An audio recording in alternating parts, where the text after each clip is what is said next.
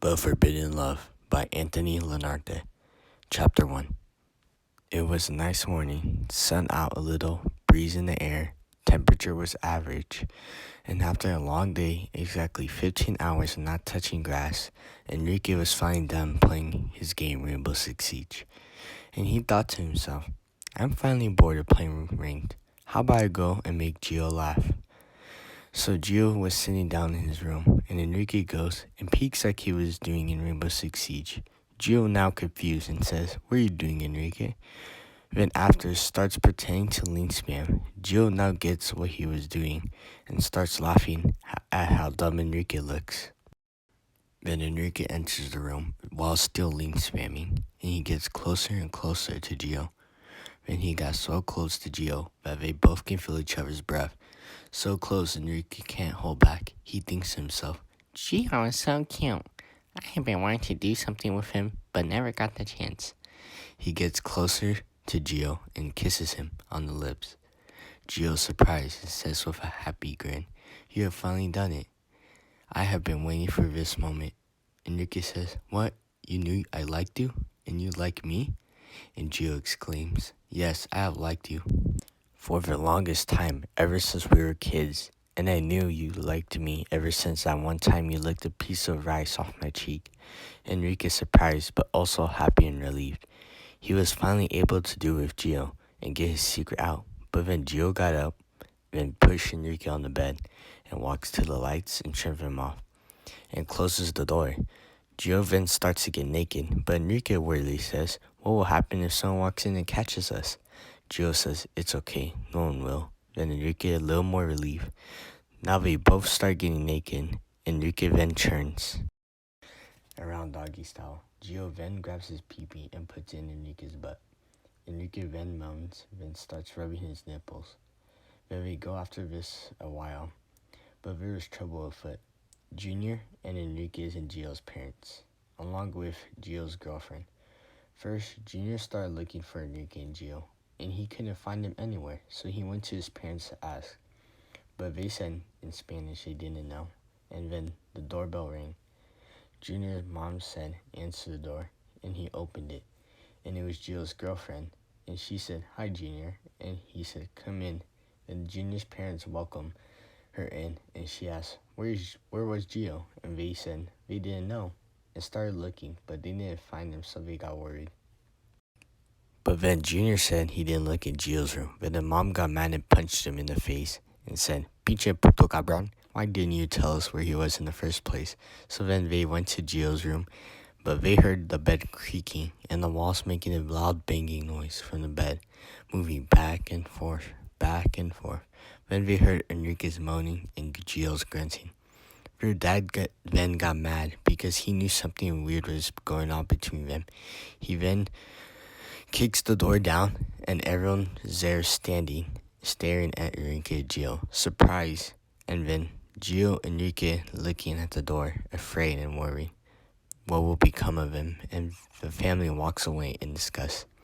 Gio and Enrique then get changed and embarrassingly head to the living room. Gio's girlfriend left and messaged Gio, We're breaking up, and then Enrique's dad sits them down and says, You disgusting pieces of shit. What the fuck is wrong with you guys? You will leave now and never come back, and don't bother bringing any of your things. So then they grabbed only the money they made in the backpack and left. Immediately, incest is illegal, and between men is gay, and their dad didn't want to do anything with that. Enrique and Gio depressed when looking for a new home, and they were able to find a new home they were renting. In a sketchy but ghetto neighborhood, known for shootings and deaths, and the house was broken down, paint chipped off and worn down. The windows cracked, and the house reeked of spoiled food. Enrique soon started discussing what they were going to do first. They discussed on a job so they can provide for the things they need, but they knew how dumb and retarded they are, and they knew they had no experience in anything, so they went and tried calling people they knew on a nearby payphone, but no one was able to give him a job. Soon Enrique thought this was hopeless, so Enrique started talking and said, Gio, I think we should split up. This isn't working out. We will die like this. Gio then got mad and said, "Stop worrying, we will make this. You can't just give up. We need each other. I love you." And then he went up and hugged Enrique. Then Enrique went and punched Gio and said, "Don't touch me again. I'm leaving, Gio." Gio exclaimed, "No, don't go." But then the phone rang. The phone they bought with their money rang. Gio picked it up to see who was calling, and it was their old friend Hindel. Enrique asked, "Who is it?" And Gio responded, "It's Hindel." And Enrique happily said, "Hurry up, idiot. Answer it." Gio answered it, and Hindel said, "Hello, Enrique or Gio? Is that you?" Gio and Enrique answered, "Yes," and Hindel responded, "Good. Well, I have good news for you. The both of you got a job. You both could work for me." They started to cheer because of all the smartest things they have done in their life. They called Hindel because they knew him and his old friends started a computer business, even though it would have been smart if they sticked with them since the beginning.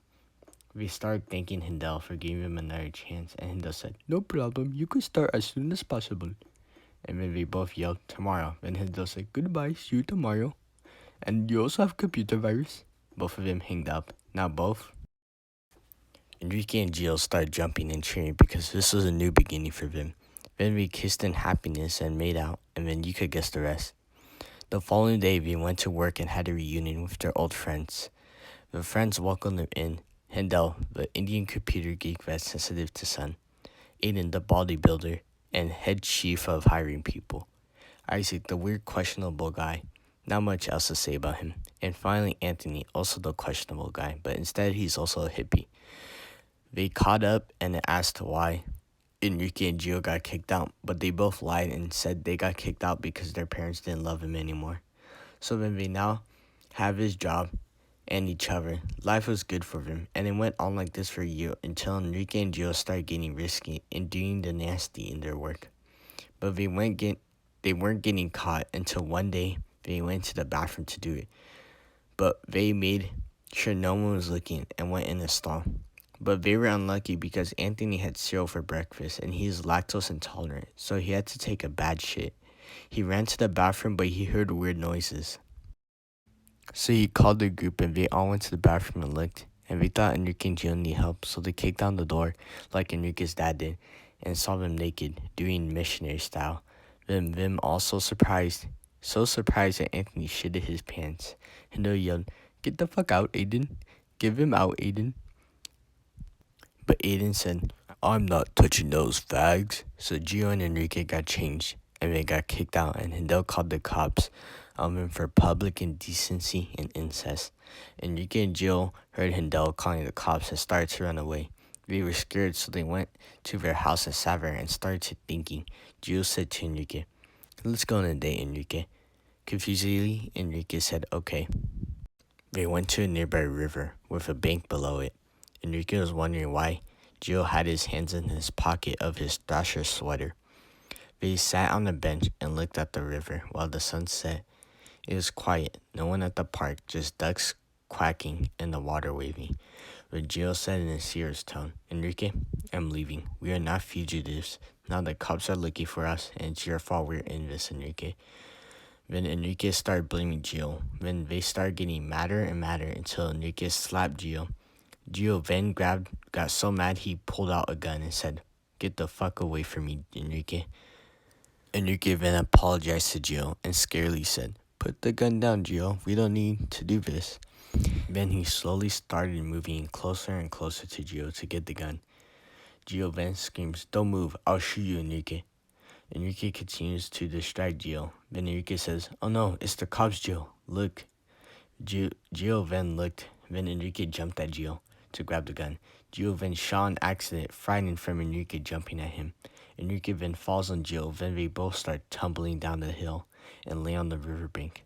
Enrique then now bleeding out. And Gio goes and says, "I'm sorry, Enrique. I didn't mean to. Please forgive me. I'm sorry. Don't move. I'll call the cops. I'll call an ambulance." But he remembers the cops are after him. But then Enrique whispers and says, "It's okay. Don't waste your time. The cops are after us. We are down. Who knew I would die like this way? I thought I would die from diabetes." Gio finally says, "Don't talk. I'll fix you up, Enrique." Enrique then grabs Gio's hand and says, with his dying breath, I'm done for, Gio. It's okay. I forgive you. And remember, I'm sorry and I love you. Gio then starts to cry and yells, Enrique! Enrique! Enrique! He cries louder and louder, then grabs the gun and says, I can't live anymore. Without you, I'm sorry, and also, I love you. Then shoots the gun to his head. Now it's dark. The sun sets, glistening off the river. The faint noises of sirens, people yelling. But enough that Joe and Enrique lay there, both dead, holding each other's hand peacefully. So peaceful as if they were babies again and had no profound love for each other. The river sways, the wind blows, and they sleep and rest for eternity. The end. Finn. This story is made by Anthony Lenarte. Remember to rate it 5 out of 5.